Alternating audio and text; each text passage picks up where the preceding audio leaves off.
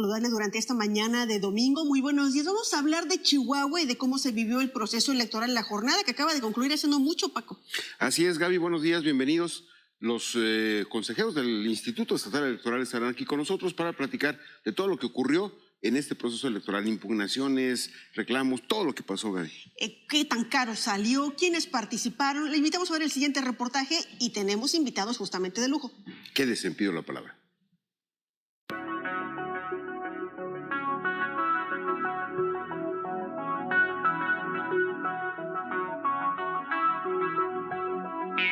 Un proceso electoral único en su historia que llegó oficialmente a su término tras celebrarse la última sesión del Consejo Estatal Electoral en Chihuahua.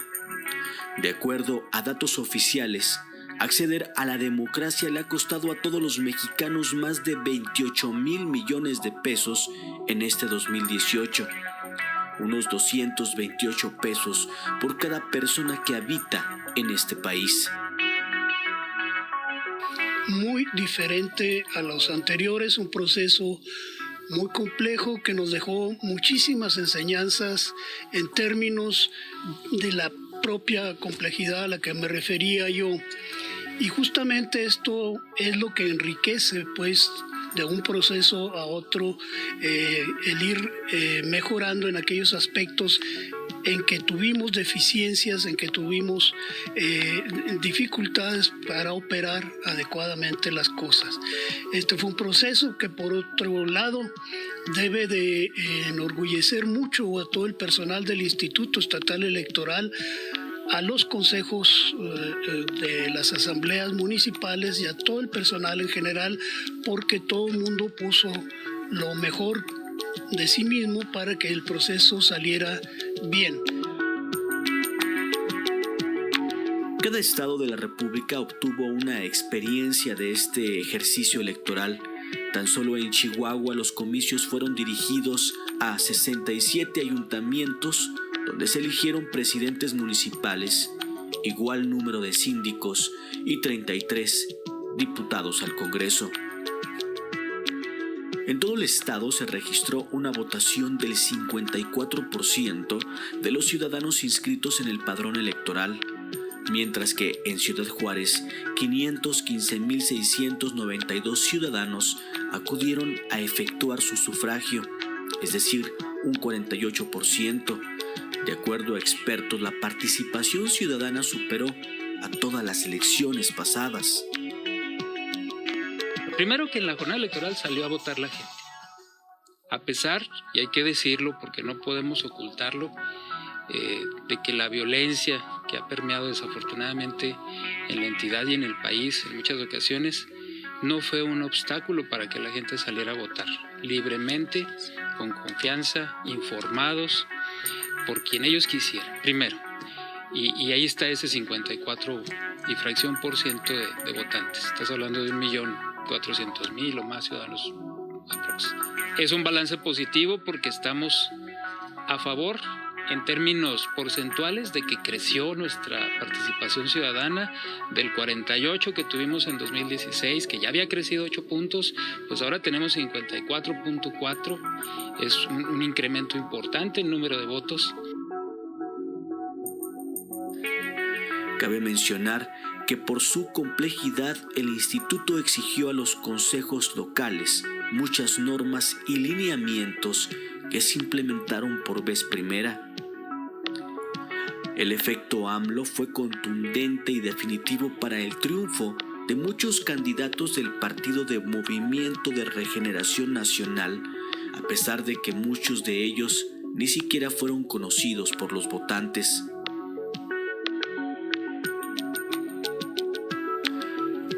Solamente en Parral y Ciudad Juárez los candidatos independientes lograron obtener nuevamente el voto de confianza de los ciudadanos, quienes les permitieron continuar con sus proyectos, aunque en Ciudad Juárez fue necesario llevar el tema hasta los tribunales correspondientes para eliminar las inconsistencias que fueron denunciadas en su momento por Armando Cavada Alvídez. Se determina lo siguiente.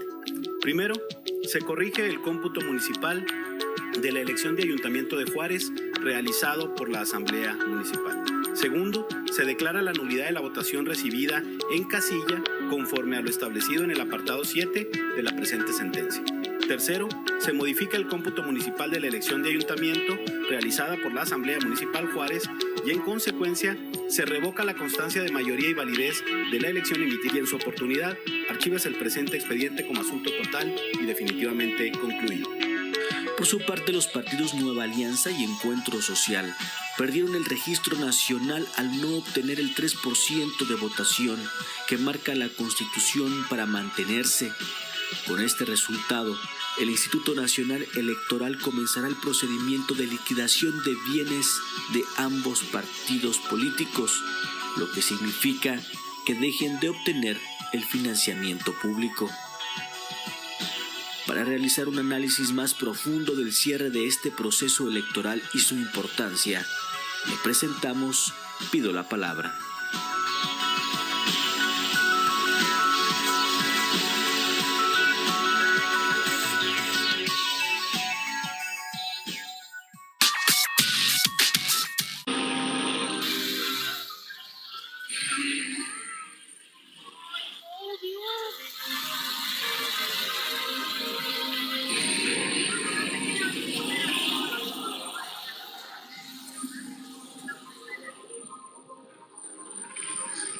Hola, ¿qué tal amigos? Continuamos en el estacionamiento de Canal 44, invitándoles para que vengan a traer su aportación, su donativo, su colaboración para enviar al estado de Sinaloa. Aquí vamos a permanecer todo el día, vamos a mostrarles de qué manera están seleccionando, separando y apartando lo que usted amablemente nos está trayendo. Tenemos acá de lado pues los higiénicos, luego están en cajas poniendo lo que es alimentos.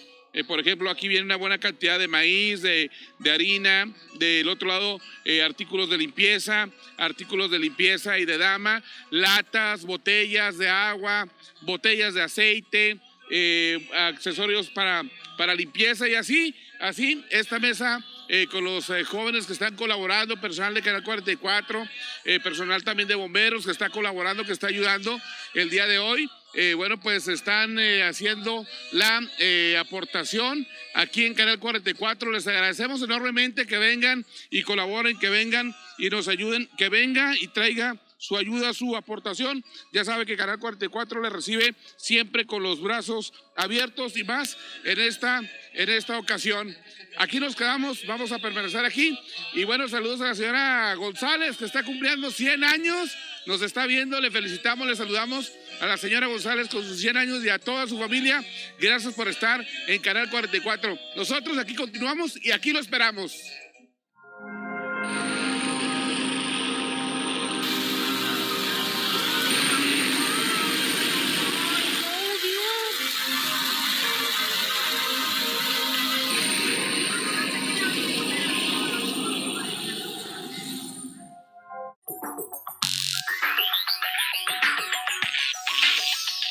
¿Qué le pareció? De verdad que este proceso electoral estuvo lleno de tantas situaciones que aquí vamos a plantear, pero justamente tenemos a las personas idóneas que nos pueden explicar cómo se vivió la experiencia electoral ya desde dentro en el Instituto Estatal Electoral. Les presento y me da mucho gusto, ya es conocido aquí de casa, Gilberto Sánchez Esparza. Él es consejero estatal del Instituto Estatal Electoral y nos da gusto que nos acompañe hoy aquí en Ciudad Juárez. Muy buenos días, bienvenido. Buenos días, gracias. Gracias. Bienvenido, Gilberto. También está con nosotros y le agradecemos su presencia el ingeniero Alonso Bazanetti Villalobos, quien es consejero estatal del Instituto Estatal Electoral.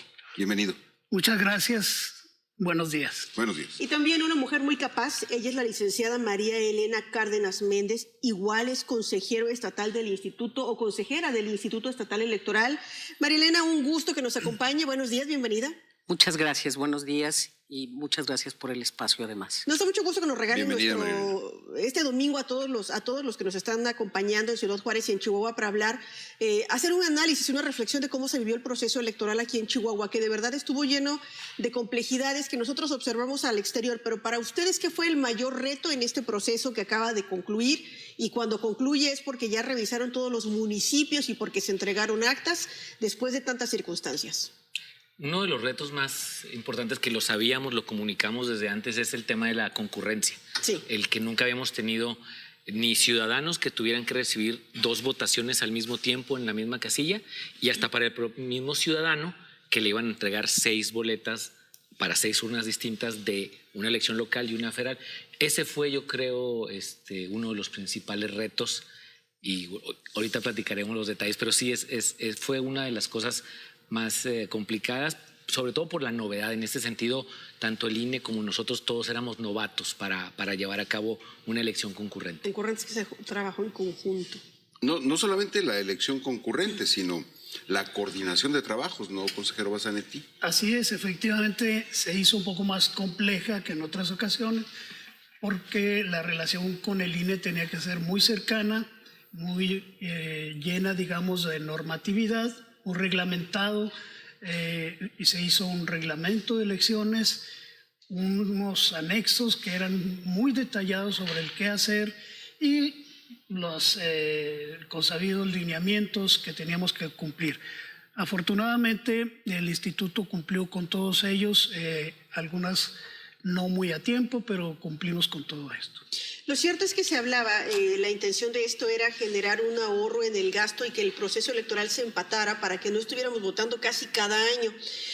María Elena Cárdenas, platícanos cómo fue para ustedes esta experiencia, porque finalmente nos están hablando de trabajar en conjunto IE e IFE, pero ¿se observó realmente el ahorro a nivel nacional, el hecho de que se juntaran los procesos, o el ahorro vendrá después, o cómo fue que se vive cuando se trata de recursos económicos? Sí, en este primer ejercicio, a mi juicio, no pudimos todavía ver este beneficio del ahorro. La concurrencia en los procesos electorales todavía no nos permitió ver que hubiera un ahorro sustantivo, pero me parece que es el camino para obtener ese tipo de ahorros. ¿Y por qué no lo vimos ahora? Pues porque era el primer ejercicio no solo para nosotros, era también el primer ejercicio para el INE en nuestro estado, por lo menos. Entonces, hubo necesidad de crear otro tipo de mecanismos para sacar adelante la elección concurrente, y eso es lo que también, pues contrario a lo que pensamos, elevó los costos. Había que tener mecanismos de recolección y traslado de paquetes electorales, y eso hubo necesidad de pagarlo. Algunas partes las cubrió, algunos aspectos los cubrió el Instituto Nacional, y otros se cubrieron con recursos estatales por parte del Instituto. Pero me parece que el camino es el correcto. Es conveniente que no haya procesos electorales locales y después otro federal y otro local. Me parece que estamos en la ruta correcta. Solo nos hace falta, pues, como apretar bien los tornillos de la coordinación. Afinar los detalles de la operación, ¿no? Que fue donde se complicó el proceso. Porque no solamente se trataba de ahorrar dinero, sino también de estimular la participación ciudadana, porque en Chihuahua, en los últimos 18 años en 15 de esos años ha habido votación cada año.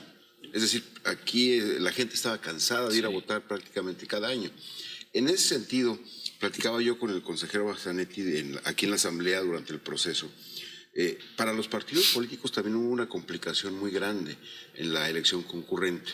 En sus procesos internos, separar los procesos federales de los procesos locales. Y ahí también ellos tuvieron problemas y severas complicaciones.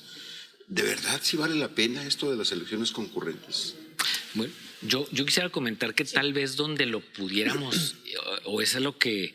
Bueno, yo vengo de la iniciativa privada, y como iniciativa privada estuvimos empujando la homologación de procesos durante muchos años. Bueno, 15 en 18 años. Hasta que se logró. Y donde nosotros esperamos ver ahora sí que si no un ahorro, sí mejores resultados. Es, por ejemplo, cada vez que hay un proceso electoral, se atoran cosas, por ejemplo, a nivel legislativo. Porque cuando hay un proceso se crispan las pasiones y todo, y entonces las partes están menos dispuestas a lo mejor a negociar, pues porque las campañas y los procesos acaparan toda la atención de los partidos. Yo espero que, por ejemplo, ahorita en Chihuahua, que no vamos a saber de elecciones hasta dentro de 3 años, pues el Congreso local pueda estar en paz trabajando para sacar las mejores leyes, las mejores reformas para los ciudadanos del Estado. Durante esos 3 años. Eso es donde pudiéramos esperar esos ahorros, o si no en ahorros, beneficios, ¿verdad? De una paz en lo electoral de que no tenemos, porque normalmente tendríamos al siguiente año o máximo 2 años otro proceso. Y luego ya sabemos de que casi un año antes ya andan las cosas ¿Están ahí. negociando o se están separando? Ahora, cuando hablamos de proceso electoral, nosotros creo que tenemos que hacer el reconocimiento a los ciudadanos que participaron. Hay unos que de verdad tienen que dejar de hacer cosas con su familia, que están dispuestos a dar el tiempo, otros que lo hacen de muy buena voluntad, hay otros que tienen intereses dentro de los partidos. ¿Y cómo pueden resumir ustedes la participación, ingeniero Bassanetti, en este proceso electoral? ¿Chihuahua realmente tuvo un sufragio importante en cuanto a cantidad, en cuanto a participación? Así es. Bueno, quisiera referirme a esto que señalas tú de la participación de los ciudadanos. Pues sin ellos simplemente no hubiera sido posible llegar a cabo este proceso electoral. Y en términos de la participación ciudadana, un pequeño incremento, tanto en la elección a nivel nacional como aquí, en lo que corresponde a la estatal. Es un incremento que se ha venido dando desde el 2010 para acá, paulatinamente, porque de 1994 hasta antes del 2010 era una caída libre en la participación ciudadana, venía de caída libre, y ha habido un repunte y afortunadamente ahora hubo una participación mayor aquí en Juárez y en la entidad en su conjunto. En general. Sin embargo, no podríamos dejar de mencionar que se trata de un fenómeno atípico, el efecto López Obrador. Tenemos que hacer una pausa y me gustaría dejar, antes de ir a la pausa, precisamente ese tema sobre la mesa. El efecto López Obrador, la elección concurrente hubiera sido igual en la votación para López Obrador si hubiera sido separada. Vamos a la pausa y enseguida regresamos. Estamos en Pido la Palabra.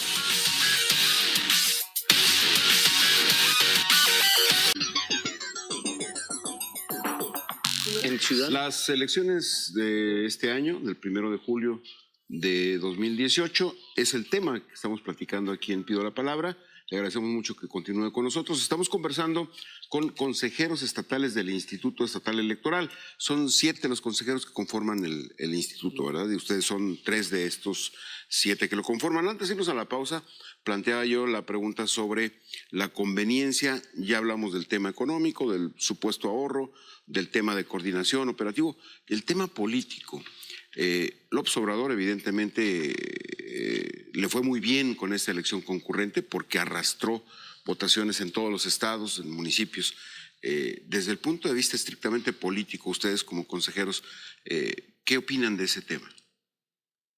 Me parece, bueno, a mí que sí, definitivamente hay en las elecciones en las que debemos definir titular de la presidencia de la República, es pues, la mayor de las elecciones, ¿no? Es la mayor de las elecciones, es como icónico el estar en un proceso en el que, además de cualquier otro cargo, esté decidiéndose quién será el nuevo presidente de la República. Ojalá pronto alguna mujer también pudiera llegar. Eso me gusta. Así es. Sí es una figura que arrastra, es una elección que arrastra, pero además, pues digo, no olvidemos que el personaje que tenemos ahora como presidente electo, pues era su tercera ocasión participando como candidato a la presidencia de la República, y en el ínter entre una campaña y otra, él seguía activo políticamente. Entonces es una persona que prácticamente teníamos 15 años de estar viendo, de estar haciendo posicionamientos, críticas a los gobiernos en turno, poniendo en la mesa temas sensibles para todo el mundo. Nadie en su sano juicio podría negar que los temas que ponía pues eran temas que había que discutir y temas... Y con reflectores hacia él. Muy con claro, reflectores, ¿no?, hacia él, porque además es muy fácil, pues también desde fuera, poner los temas sensibles en la mesa. Los gobiernos pues no se ven rebasados en muchas ocasiones para eso. Y yo creo que sí fue definitivamente un factor importante, pero además yo agregaría algo que comentaban hace un momento mis compañeros sobre lo de la concurrencia. Otro elemento que también fue distinto en este proceso y que también jaló fue precisamente la posibilidad de reelección. Es la primera vez en nuestro estado que había figuras en reelección y eso creo que también le dio un ingrediente distinto a la participación ciudadana. Oigan, es que si habláramos de números, yo les pediría que nos compartan algunos números y los números pueden ser tan diversos de la participación en Ciudad Juárez, en Chihuahua, en los municipios. ¿Qué partidos realmente se quedaron en el poder? ¿Quiénes realmente lograron ser reelegidos? ¿Qué nos pueden compartir de números? Bueno, en Ciudad Juárez, recordemos que Ciudad Juárez es el 40% del padrón. Entonces, a nosotros como parte del Consejo, y a todo el Consejo y al Instituto nos interesa que en Ciudad Juárez haya una votación nutrida. ¿Por qué? Porque nos va a ayudar si a Juárez sube, como en esta ocasión que subió, nos ayuda a que todo el estado, exactamente. Sí. Y si Juárez va para abajo, nos va para abajo. Juárez tiene también la situación de que por ser una ciudad frontera, lo sabemos, con una población flotante, sí. Hay gente que llega aquí, saca su credencial aquí para algún crédito, para algo, luego ya no vive aquí y no lo cambia. Y eso hace que hay veces que no le ayudan a Ciudad Juárez a tener los porcentajes que debería tener, porque el padrón, con todo y que se ha estado depurando, no siempre es complicado lograrlo. Pero ahora tuvimos una participación en Ciudad Juárez del 48%, arriba del 48%. Ah, qué bien. ¿De Chihuahua o de Chihuahua en general? De todo del estado, 54%. Bueno, entonces fue una participación, pero si lo haces en comparativa, el estado tuvo una muy buena participación, o mejor que incluso Ciudad Juárez, ¿no? Sí, pero lo que pasa es que Ciudad Juárez venía de porcentajes del 29%, 30%. Y eso lo celebran ustedes, un 48.20 comparado con números muy inferiores. ¿Y usted qué me comenta? Porque yo les decía quiénes realmente lograron reelegirse, quiénes incluso renunciaron por amenazas, que este es el otro tema que podríamos también ampliarlo, solamente la inseguridad o la seguridad en un proceso electoral como este que tuvo Chihuahua. Bueno, de candidaturas independientes se reeligieron pues 2 alcaldes. Los únicos que había. Sí. Y la alcaldesa. Maru Campos. bueno. Maru Campos. Pero es de partido no es político. independiente. Sí, con un partido, ¿no? Perdón, sí. En términos generales, ahorita que decías del fenómeno de AMLO, fíjate, aquí se da el fenómeno de lo que le llamaron el tsunami de AMLO, en el rubro de las diputaciones, pero en el ayuntamiento hay una muy fuerte competencia que habla de, digamos, la formación política de la ciudadanía aquí en Juárez, que es muy importante.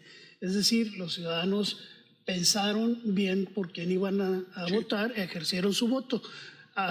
Más o menos, o más bien dicho, fueron 515,692 ciudadanos que ejercieron el sufragio, lo cual da el 48.22% aquí en Juárez, de las 1,992 casillas que se instalaron. El listado nominal aquí era de 1,069,315. Es decir, hubo esa muy buena participación que superó con mucho a las votaciones anteriores que se habían venido registrando aquí. Sí. Me hizo recordar ahorita es de Teto, ¿no? Que en algún momento se legitimó en el poder con menos de 100,000 votos. Lo tengo muy presente en alguna de estas elecciones en las que él tuvo.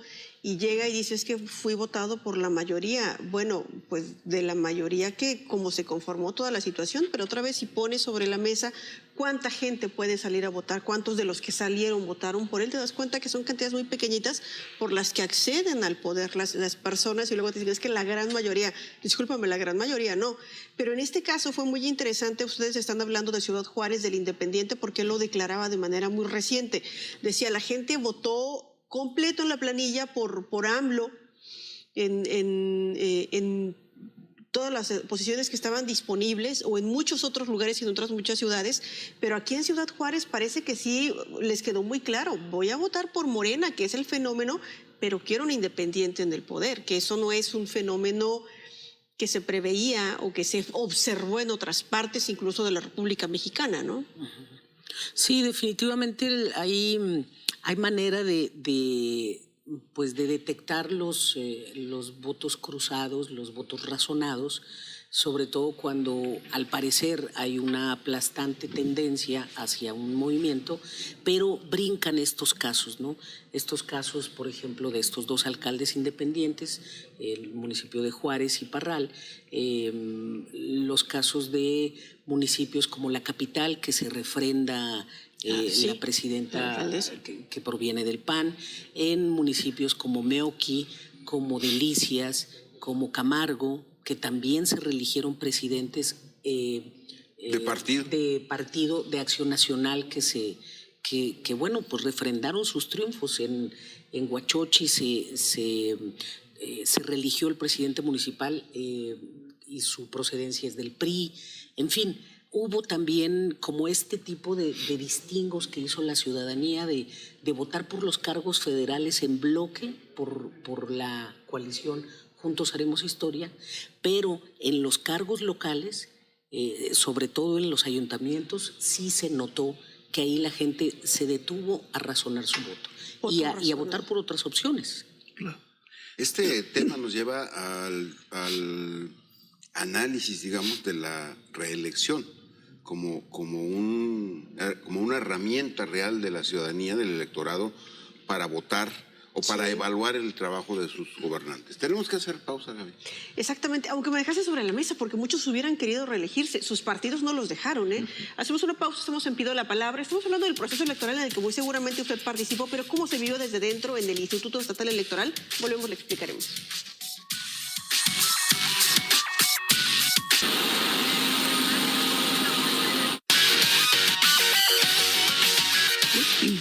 Paco estaba hablando sobre un tema muy valioso, porque así como entonces la gente salió a votar, también en otro parece que este sufragio era de castigo. Y a mí me parece que el gran perdedor, no en Chihuahua, sino a nivel nacional, y yo ya no sé si decirle perdedor o a quien le dejan la gran lección, es el Partido Revolucionario Institucional.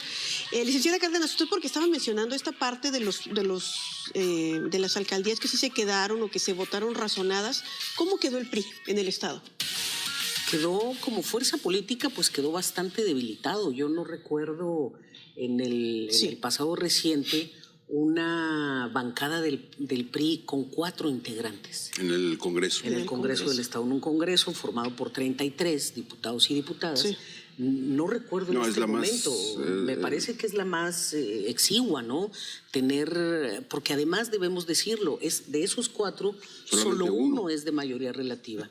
Solo el diputado Jesús Velázquez obtuvo triunfo en las... Lo votó la gente, el otro es de representación proporcional en base... Los otros 3 son de representación, porque también es cierto, y eso causó un poco de polémica, pues que el PRI no ganó los distritos, pero obtuvo cierta votación. El 20, ¿no? Que le permitió llegar pues al 20%, cifra cerrada, de tal manera que con una diputación pues quedaban subrepresentados totalmente.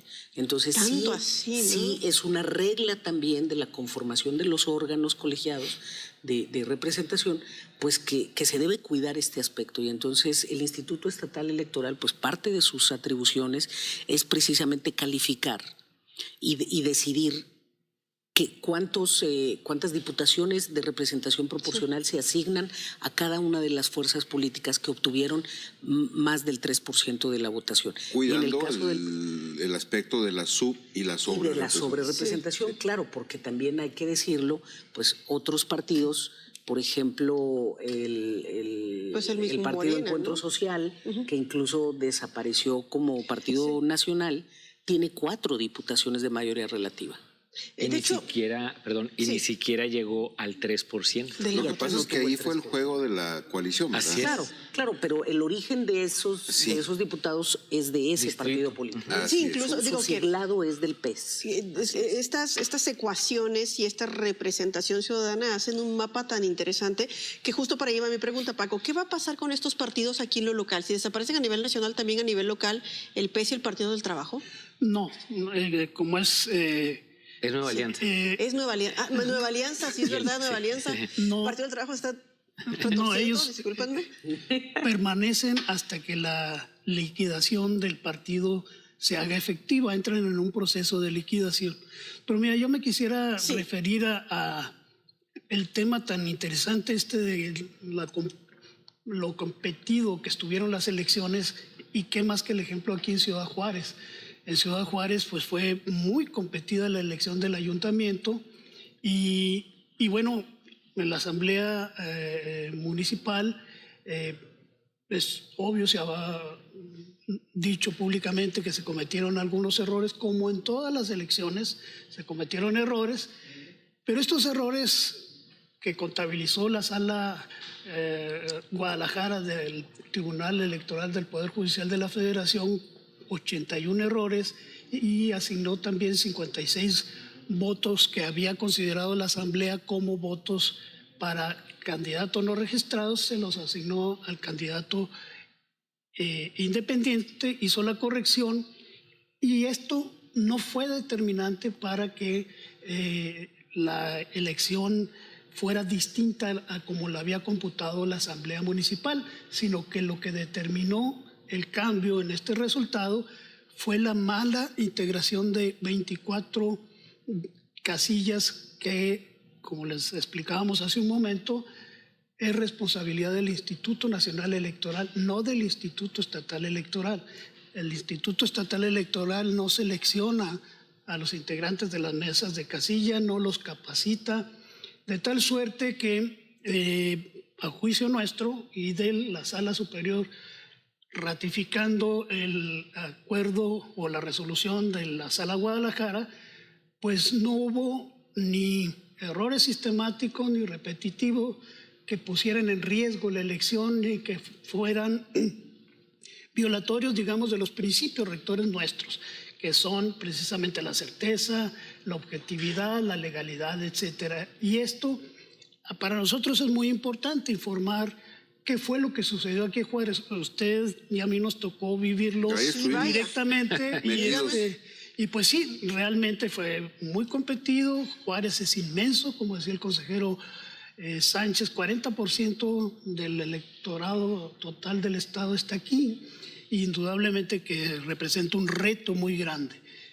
Pero insisto, con todos los errores cometidos por la Asamblea Municipal, esto no fue determinante para que se diera el triunfo o la pérdida de uno u otro candidato, sino que nuestro sistema electoral prevé precisamente que quienes se sienten afectados por un resultado recurren entonces a los tribunales, y los tribunales hacen un análisis más profundo, y en este caso el candidato electo y presidente municipal aquí en Juárez pues es Héctor Armando Cavada Alvidres. Sin embargo, quizá tenga razón en lo que comenta sobre el origen de los errores, pero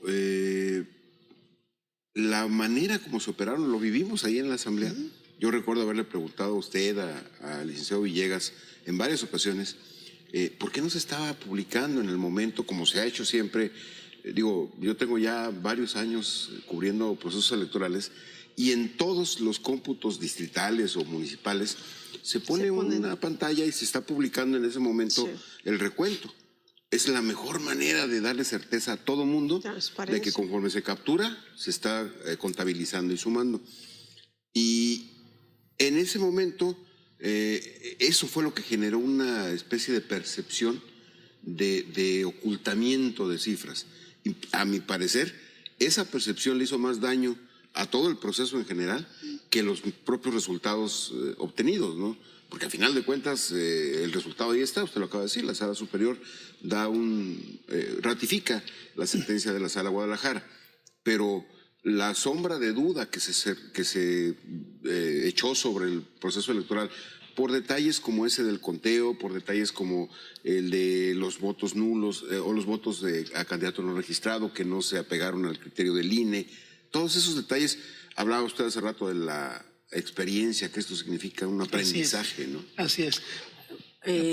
Si me permite hacer un comentario al respecto. Adelante. A mí me parece, coincido en que hubo cosas que pueden enrarecer mucho más allá de los propios resultados, pero a mí me parece que algo que fue, eso sí, como determinante para que se creara como este ambiente de que algo raro hubo y que la Asamblea Electoral estaba La verdad es que con todo cuidado en mis palabras quiero decirlo, y fue la sentencia del Tribunal Estatal Electoral. Me parece que esa fue la que creó ese ambiente desproporcionado de desconfianza al órgano municipal y al órgano estatal. Y tan fue de esa manera que la propia Sala Guadalajara, y todo el mundo puede consultar la sentencia de la Sala Guadalajara, hay párrafos completos de los magistrados federales que dicen: se equivoca el Tribunal Estatal Electoral al considerar que esto ponía en riesgo la certeza de la elección. Es incongruente la sentencia del Tribunal Estatal Electoral porque los errores no eran determinantes. Lo determinante fue la anulación de esas 24 casillas. A ver, pero yo no sé si, digo, porque no se los preguntamos, pero a mí me sorprenden sus comentarios porque pareciera que vienen a querer justificar algo que fue garrafal. Digo, nada más es darle un título a una persona cuando en realidad la merecía otra. Yo les agradezco que ustedes nos comenten. Yo no había llegado todavía hasta ahí, pero ahora entonces mi pregunta es: el Tribunal Federal los está investigando. Ustedes han venido a cuestionarles, están preguntando cómo trabajaron el proceso electoral y cómo ustedes, si ustedes me dicen que fue el INE quien capacitó, pero ¿qué hicieron ustedes que no fue correcto y que terminó generando una complicación tan fuerte? Bueno, ese es el punto. Digamos que el tema en una elección tan cerrada como esta, y la mayoría de las elecciones cerradas, y fue cerrada, se judicializa. Y realmente el que tenga mejores abogados va a ganar. Normalmente así pasa. Y créame que nosotros pudimos desde afuera ver pues que había de lado, no quiero calificar, pero es obvio que lo que presentó el candidato independiente en su impugnación era, ahora sí como se dice, tiro de precisión. Llevaba, quiero que revise esto. Oiga, pero peleó contra Morena. Digo, pelear lo pongo muy relativo porque él nunca ni siquiera increpó a Morena.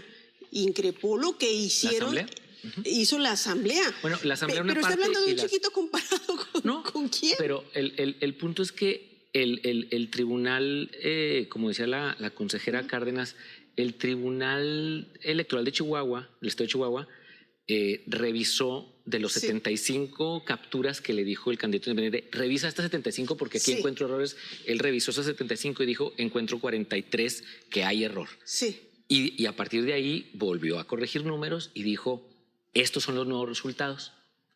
La Sala Guadalajara, la Sala Regional, le dice al tribunal de aquí, es que si encontraste en 75 43 errores, pues debiste de haber buscado en todo. Entonces, por eso él dice, yo voy a buscar en todo para entonces sí estar seguros. Y de los 1992 casillas encontró 81 errores. No la proporción, obviamente, que se había encontrado aquí, que era de más del 50%, fue del 4%, que no deberían de haber errores. Eso es un hecho y es donde decía el consejero que nosotros tenemos que aprender. Ustedes dicen que sí es la posibilidad de un error, ¿no? Digo, y somos humanos, pero más bien es rectificar y que se hagan las cosas bien. El error ahí está. Y aparte porque algo importante dijo que la Sala Regional, y está en la sentencia, es que los resultados de esos errores impactaban no a un solo candidato, sino a todos los demás. Que es ahí donde se fundamenta la Sala Guadalajara para decir que no eran determinantes. Que no eran sistemáticos los errores. Sí, pero en ese juego de palabras tenemos que ponerle mucho cuidado para regresar después del corte y no perder la idea, solamente dejar sobre la mesa que el Tribunal Estatal de Chihuahua dijo que si se hubieran sumado y capturado bien todos los votos en la asamblea después del recuento, desde ahí ganaba Armando Cabral. Tenemos que hacer la pausa y regresando vamos con el consejero Bazzanetti. Vamos a un corte y volvemos.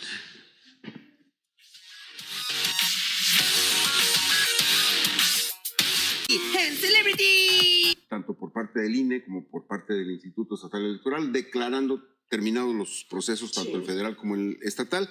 Pero antes de irnos al corte, hacíamos un planteamiento sobre a partir de qué números puede ser determinante o no un error en una elección tan cerrada. O sea, con una diferencia de más o menos 400, 500 votos, me parece que cualquier error es determinante. Bueno, la Sala Guadalajara establece precisamente que independientemente de la cercanía de uno al otro competidor, y ellos encontraron 81 errores del total de las 1992 casillas, lo cual representa el 4%. ¿Que que esto es mínimo. Sí, no. Y por eso llegan a la conclusión de decir que no son errores que hayan puesto en riesgo la elección. Y por otro lado, ellos hacen en esa revisión de los cómputos, pues llegan a unas cifras en las cuales muestran cuánto obtuvo el candidato independiente y cuánto el candidato de Morena. Y yo lo voy a decir con claridad. Si uno hace la sumatoria de todos los votos que obtuvo Morena y todos los que obtuvo el candidato independiente, resulta que en esa directamente la votación estaba a favor de Morena por 133 votos. Sin embargo, no termina ahí el proceso de revisión de la Sala Guadalajara, y ellos dicen, ahora entro a la revisión de las anulaciones de las casillas, dice, y por ley tengo que anular las 24 casillas, y ahí es donde vuelve a voltearse la elección. Pero fíjate bien, yo voy en descargo de la Asamblea Municipal en este sentido. La Asamblea Municipal no tenía información, ni no tenía por qué tener información de cuántas casillas estaban mal integradas, porque, insisto, es responsabilidad del INE. No era su facultad.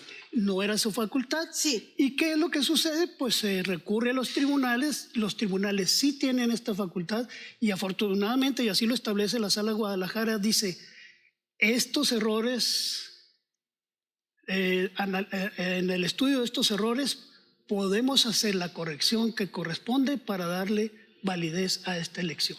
Oigan, pero a mí me sonó mucho, me recordó esto de el que roba poquito es el que roba poquito, pero el que roba mucho es el que roba mucho, no, el que roba es roba. Y digo, no estoy diciendo que nadie robó, pero a lo que voy es que me suena raro que me digan, nada más fue tantito.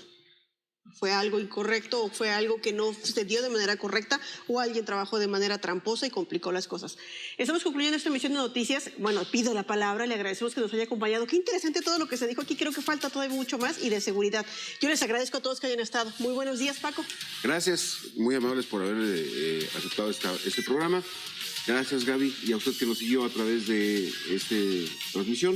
Lo esperamos el próximo domingo en otro Pido la Palabra. Gracias, buenos días. Muchas gracias. Muchas gracias.